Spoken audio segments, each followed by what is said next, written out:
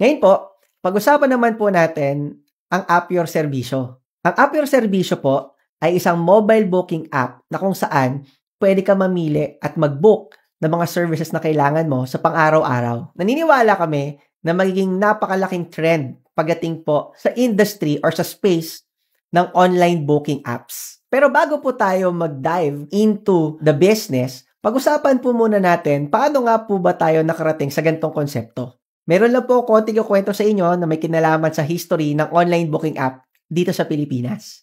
Simulan po natin noong 2012 na nagsimula dito ang Grab at Uber upang mag-penetrate sa online booking space at magpakilala sa mga Pilipino. Pagkatapos ito, nagsisulputan na ang ibang mga online booking apps kagaya ng Foodpanda, Lalamove, Shopee, at kung ano-ano pa. Kung ang Grab ay sinosolusyonan ang problema ng rejection pagdating sa pagsakay mo ng taxi, at the same time yung tagarin sa taxi, maduming pakikitungo ng mga driver, ang Foodpanda naman ay sinosolusyonan ang mabagal at mahirap na pag-order sa mga fast food restaurants. Ang Lalamove naman ay sinosolusyonan ang matagal na pag-deliver ng mga parcels at kung ano-ano pang pwede nating ipadala. At ang Shopee naman ay binibigyan tayo ng choice kung tayo ba ay bibili online or offline. Ang AYS o App Your Serbisyo ay nagbibigay naman ng chance na magkaroon po tayo ng option sa mga serbisyong ating binibili. Ang maganda po dito, gamit lang isang app, makikita mo na lahat ng mga services na available sa inyong lugar at pwede kang mamili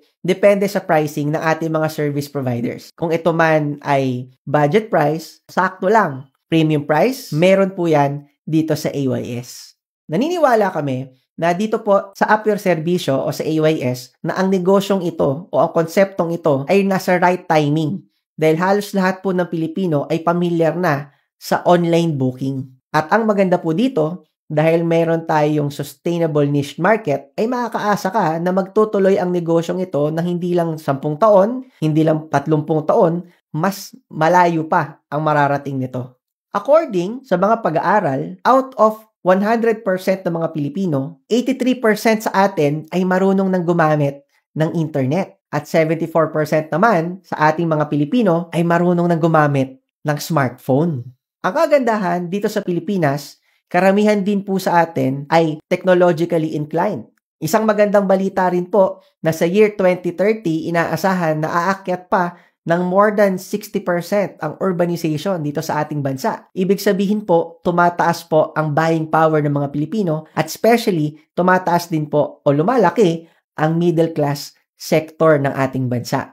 Isang katibayan po ito na meron tayong napakalaking demand pagdating sa mga serbisyo at mga trabaho na kailangan natin. Ang services industry daw po ay aabot ng 1.7 trillion US dollars value dito sa Pilipinas on the next 10 years. Imagine mo na lang kung ngayon ka na nagsisimula magnegosyo sa services industry at nasabayan mo ito.